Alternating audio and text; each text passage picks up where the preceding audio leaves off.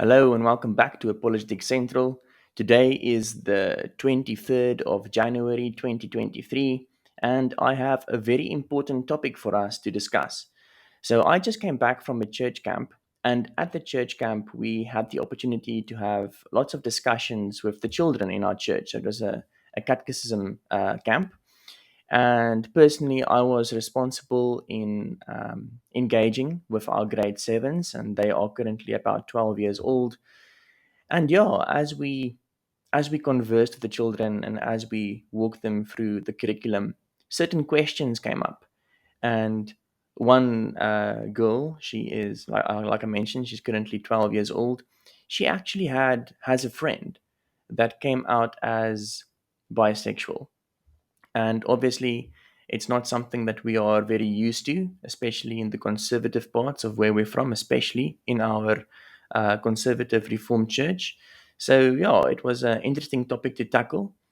But what's very interesting for me in particular is um, I was in grade seven about 13 years ago, and I never even heard about someone being an atheist until I was 16 years old. So now this little girl in grade 7 not only knows what atheism is, but she is also being bombarded with LGBTQ ideas, which was completely foreign to me when I was in school. And I think it was also completely foreign to most of the parents out there today. So, this video then will be focusing on what is called postmodernism. Okay, so postmodernism is the current reigning philosophy in the Western world, and I believe this philosophy is the philosophy that underlies all of the current left wing, um, including LGBTQ thoughts that are penetrating our schools and our churches. So, if we as Christians want to offer a very compelling answer, or if we want to stand firm in our conviction of what the Bible teaches us, then we also need to engage in the unbelieving thought that is reigning in our day, as the reformers did and as the Christians did before us. So, with that being said, let me bring up my presentation for today. Okay, so we're going to chat about postmodernism and its impact on the modern society. Okay, and if you're watching this and if you haven't already, I would really appreciate it if you could subscribe to the channel because I will be producing more content like this in the coming years. And yeah, let's get started on our topic for today. So first things first, what is postmodernism? So this definition comes from an article on the Apologetics Central website. The article is called Christianity and LGBTQ-ism. I'm going to read it for us. Postmodernism can be defined as a philosophical movement that emerged in the mid 20th century and is characterized by a skepticism towards universal truths and objective reality. Postmodernists reject the idea that there is a single objective reality that can be known with certainty and instead argue that our understanding of the world is shaped by our perspectives, experiences, and cultural backgrounds. Okay, so what does it mean if we say that postmodernists are skeptical towards universal truths and objective reality? It basically means that they've given up any endeavor that purports to understand the world as it really is. So for them, there are no universal truths or essences of what things are in and of themselves. So something is only if you experience or perceive it to be as such. Okay. Now, this might be a lot for us to digest, but I will get to a slide afterwards that might actually make it a bit more tangible for you. Okay. But to better understand postmodernism, it's always useful to first contrast it with our own Christian worldview, right? So here I've got a diagram of the Christian worldview. I've used this in my classes at church numerous times, and it has proven very beneficial for the children. And yeah, I can imagine it can be beneficial for other people as well. So this diagram, I got it from a guy called Cornelius Van Til. So you can see here is a picture of him in his classroom. And if you look closely, you can see the two circles on the blackboard behind him. So this is now a modern representation of that. So the gist of this is that reality, the sum total of everything that is, can be divided into two categories, which is God or creator and creation. Okay? And then there is an absolute distinction between the creator and the creation. So they don't overlap. God isn't creation, he isn't contained by creation. Rather, he is distinct from it, he is transcendent. Okay? And then these two lines going downward indicate God's covenantal condescension and his revelation. Okay? So before creation, if we can even meaningfully think about a time before creation, but let's say the logical moment before God created, then everything above this line didn't exist, right? So it was only God. Before creation, there was only God who existed as the absolute, original, immutable Father, Son, and Holy Spirit since all eternity. Okay. And then this God decided to create. And then creation came into being. And we read about that in Genesis 1, right? When it says, in the beginning, God created. Now, creation is separate from God. And it is also different in that it is completely dependent and derivative, mutable. So, for creation to exist, it first needs to be created, right? But then for it to continue in existence, it needs to be sustained. And that's why Christians talk about God's creativeness and then also about his providence. So creation means God brought us into being, and providence means he sustains the running of creation. And that also, in a certain way, reflects God's faithfulness. Now, the important thing in this diagram is that there is nothing in creation that is not dependent on God. Everything is dependent on God's providence and creation for its existence and for its meaning. Okay. So that means for the Christian, there are things which are the way they are, not because of human perception, but because of God's creation and providence. Okay, and we'll see another tangible example of that when we talk about the concept of a woman. But for now, this would suffice for our summary of the Christian worldview. So God, absolute original, He is the one who creates. Creation is dependent and derivative in all its aspects on God. Okay, now let's look at the postmodernist worldview. So, the first thing that you should realize here is that the postmodernist rejects the two circle worldview. Fundamentally, they do. So, they believe that the sum total of reality can be subdivided into this one big gray circle. Okay? And then the smaller gray circles are us. So, you can see here this is you and this is someone else. And then I included over here God. Because postmodernists might believe that God exists, or they might not, or they might be agnostic towards his existence. But either way, if he exists in exactly the same way as us, contained in this greater reality, and he also operates with his experience, right? Okay. So now these copper blocks, if you can call it that, or the brown or gold ones, they are your experience of this greater reality. Now, the important thing here is your experience can never overlap with someone else's experience. Even if someone has experienced quite a lot, so let's say God exists, we can infer that he has experienced a lot of stuff, but he cannot experience your experience. That's the fundamental thing about postmodernism, because you cannot climb into someone else's head to see the way that they see the world. Okay. Now, the way to summarize all this is that this big gray block of reality is fundamentally uncreated. Okay, so it's not derivative from a creator, it's not dependent, It just is, right? It's what we call a brute fact. Everything that exists here is basically chance generated. There's no purpose inherent in it. There's no mind behind it. It just is.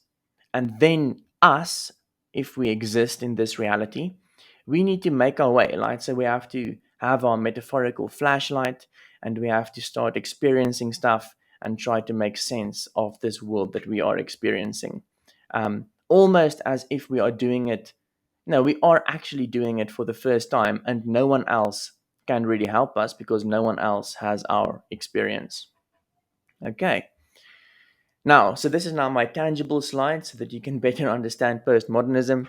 So, especially when I was younger, and I even recently heard it from a close friend, he asked me the question whether is your red my green.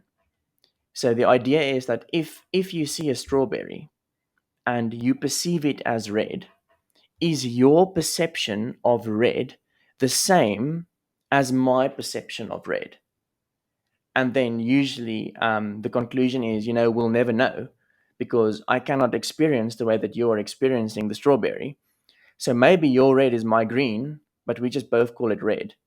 Um, and that is actually a subtle postmodernism, right? So if you bought into this idea that your green might be my red and you'll never know, that is like the seeds of a postmodernist worldview.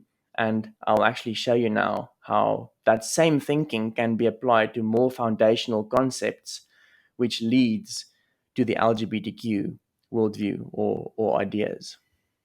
Okay, so now let's look at that more foundational question. So, what is a woman? So, this is a popular question that has been doing the rounds. I think it's been made popular by a guy called Matt Walsh. He's a Roman Catholic apologist who works for the Daily Wire. And he went around and he interviewed lots of postmodernists and gender studies people, and he tried to find a definition of a woman. Okay.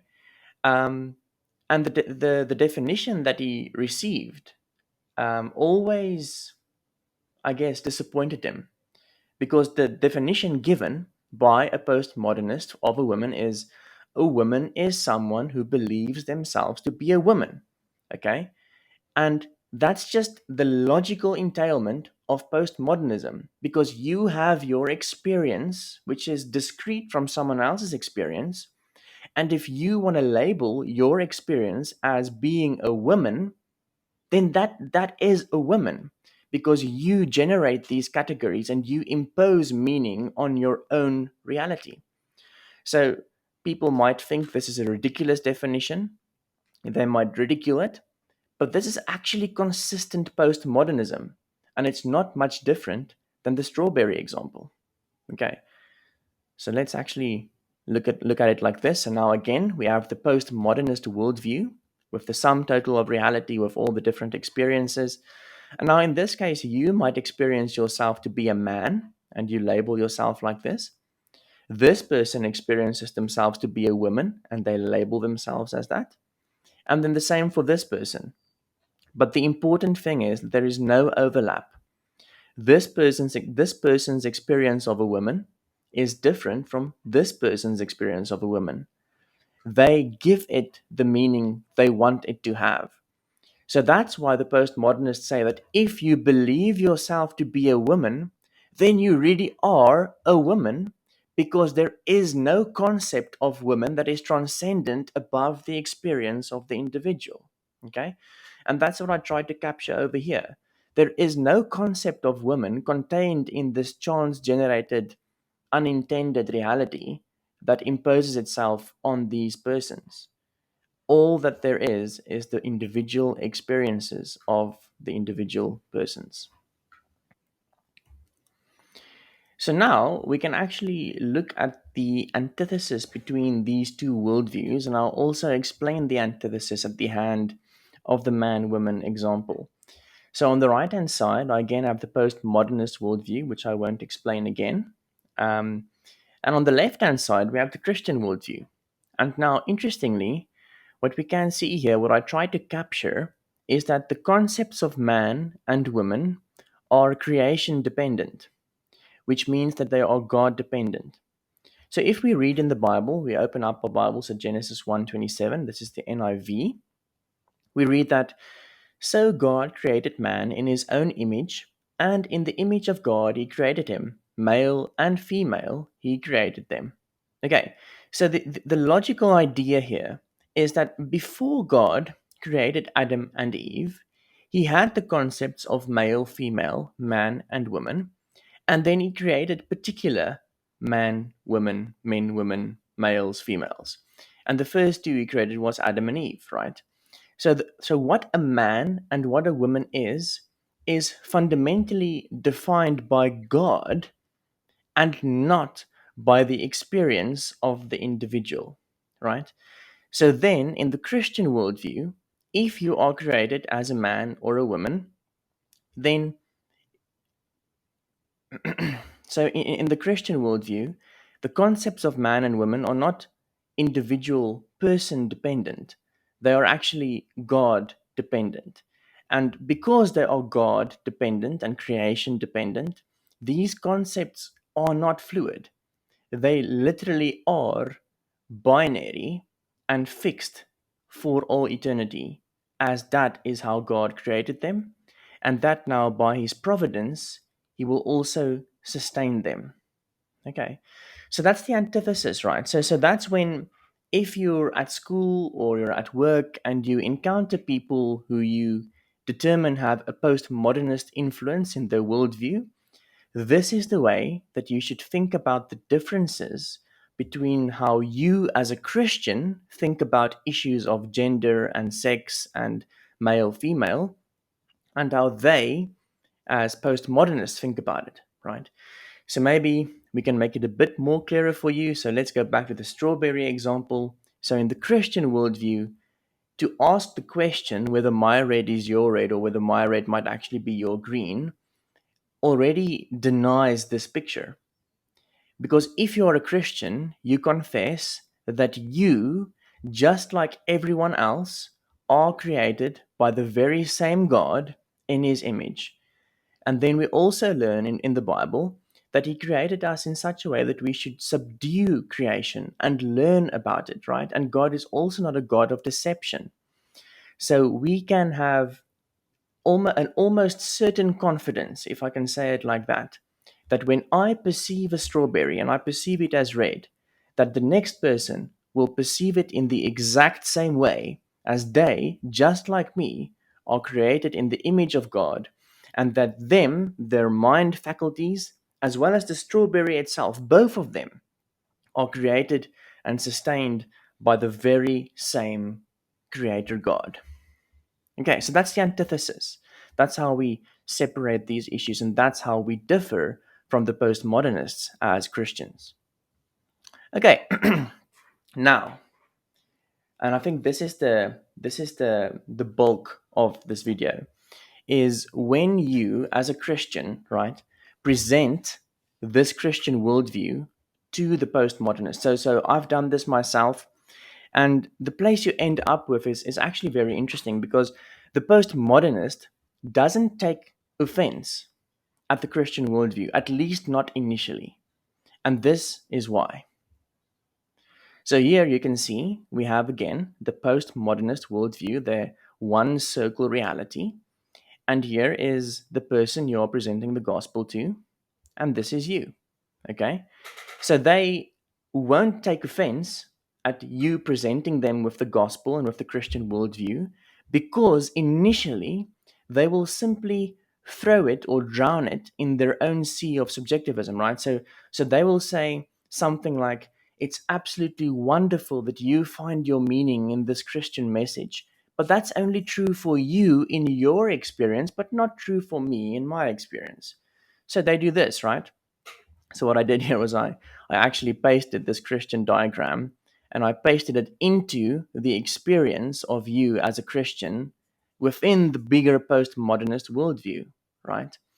Um, so what did I say here? You cannot claim with certainty that the Christian message is true. It is merely your truth and not necessarily the truth of the postmodernist. Yeah.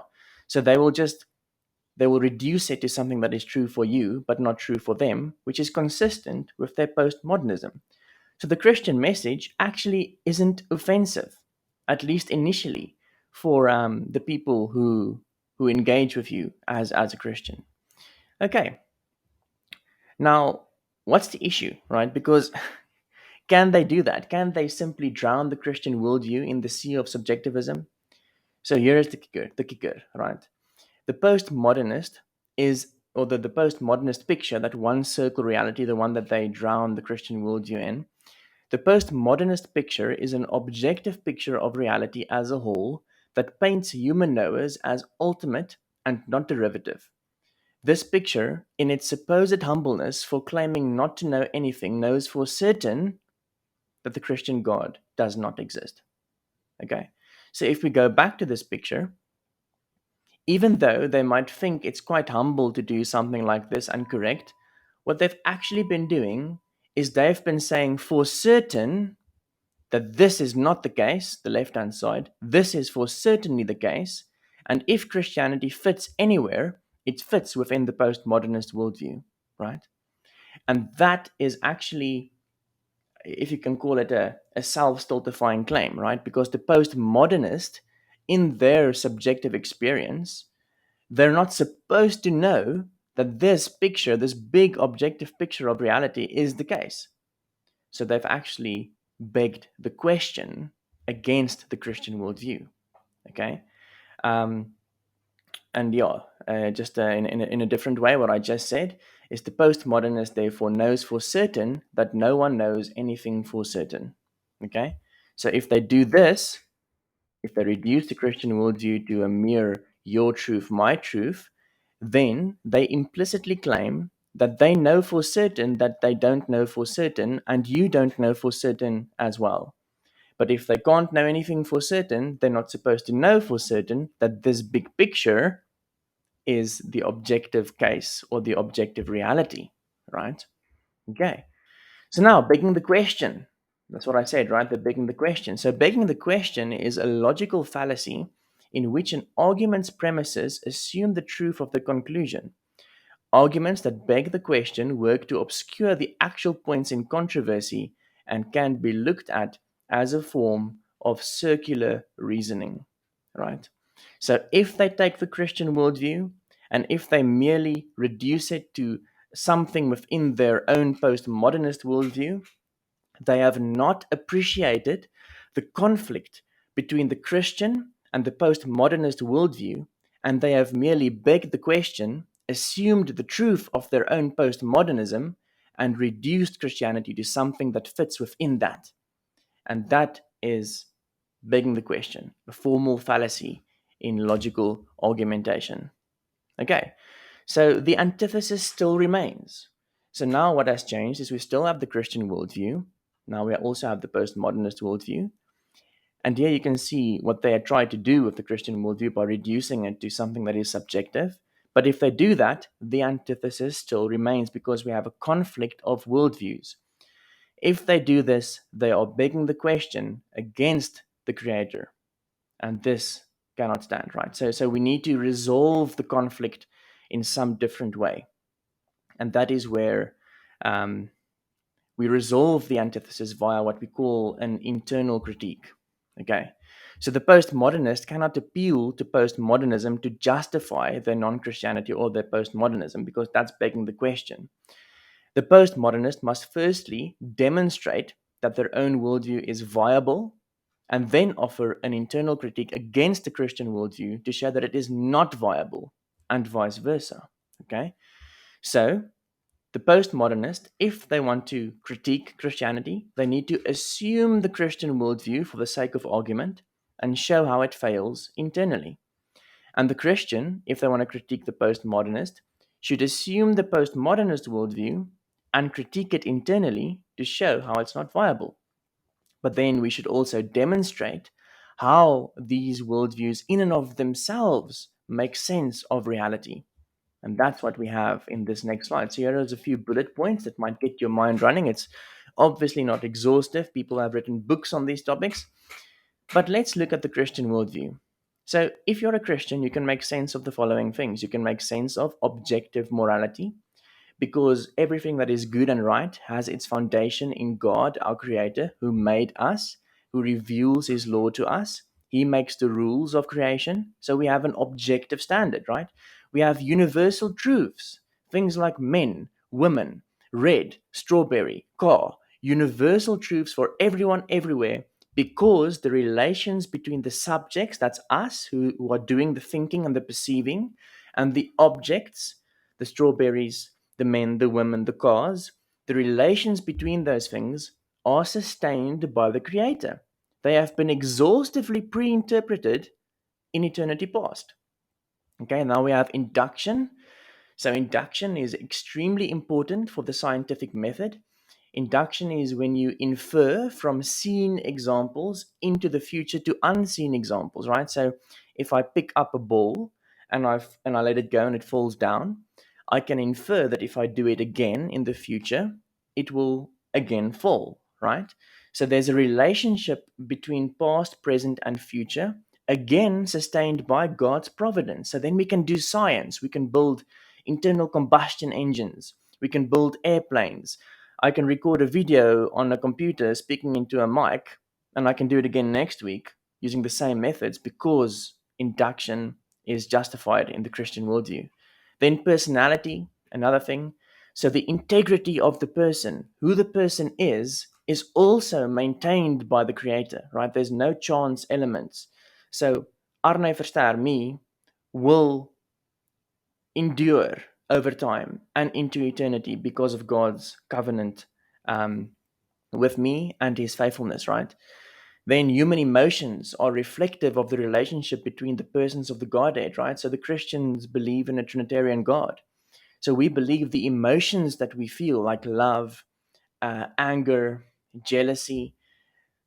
Well, it might be a difficult concept to explain, but some jealousies are good, right? But these emotions, they are real emotions. Like if I love my wife, it's not chance, it's not mere chemistry. There's something real going on, and Christianity can make sense of that. And then true beauty, right? Because God is the most beautiful, and everything that is good and beautiful comes from Him. So we can appreciate a painting, or we can appreciate an animal for its true objective beauty. Now let's look at the postmodernist, right? So let's quickly assume that we are postmodernists. Now, this again is a self refuting system. Why? Because it knows for certain that no one knows for certain. It knows for certain that no one knows anything objectively real. So it paints an objective picture of reality that everything is subjective. So that's self refuting or self stultifying. Then subjective morality, personal preference. Where the Christian worldview has objective morality, now it's suddenly subjective, right? Because all we have are individual perceptions and experiences, and you give it the meaning that you want it to have. So if you prefer murder, that's right. That is your subjective morality. Okay? Same thing. It's subjective. You cannot condemn it if someone else experiences something as morally okay. And that's a big problem. Then again, subjective truth. There's no such thing as the concept of a woman or a car or the concept of red or strawberry that is independent of the perceiver. But that is also inconsistent with the way that we experience reality, right? So if you have a degree in engineering, you wouldn't want an engineer to build a bridge using their subjective perception of what it means to build a bridge. You want them to build a bridge that objectively works and will continue to work. Okay? So that's inconsistent. Then, no scientific endeavor in the chance generated and related universe. So again, the postmodernist worldview, it's a one circle reality. The sum total of all that is simply chance relations. In that case, there is no guarantee, there is no way even to infer that if I drop a ball now and it drops down, if I do it again tomorrow, it will do the same. So induction falls away. We can't do science. Then no personality. So the integrity of the person falls away. Why? Because It's all chance generated in that single circle. Who you are, what you experience, it's all chance. There's no exhaustive pre-interpretation by God as a creator. So who you are might actually change tomorrow, and then you run into issues like justice, right? Because if there's no personality, if it's all chance, if I murder someone today, I'm not the same person tomorrow because it's all chance. So you can't actually condemn me. You can condemn me of yesterday, but you can't condemn me of tomorrow because it's different people. Okay. Then human emotions are illusions. Again, it's all chance. It's all perhaps chemistry or something, but they are ultimately illusions. They're not real. And again, no beauty. Because if everything is chance generated, if I just open up Microsoft Paint and I draw random lines, there's no beauty in that. It just is. It's just a brute fact. Okay, so what I presented here for you is how the Christian worldview can make sense of everyday experiences, how it can, how it can, in a very real sense, rescue the decline of Western society, because Western society is where it is now because of Christianity. And now that we've veered away from it, it's going to collapse. And we've been seeing the cracks for the past few years, right? And the postmodernist worldview, I've done an internal critique, a very basic one, but one that is, I think, devastating nonetheless. So if you're a postmodernist, you need to deal with these things and you need to answer these questions. Okay. But now the question arises, like, if someone is committed to this kind of absurdity, because that is what it is ultimately, the postmodernist worldview, it is an absurd worldview. If they are committed to it, why will they listen to the Christian? Okay. And that is where I think this final quote of Cornelius Van Til comes in, and it's extremely helpful for me. Let me read it. Scripture teaches us to speak and to preach to, as well as to reason with blind men, because God, in whose name we speak and reason, can cause the blind to see. Jesus told Lazarus, while dead, to arise and come forth from the grave.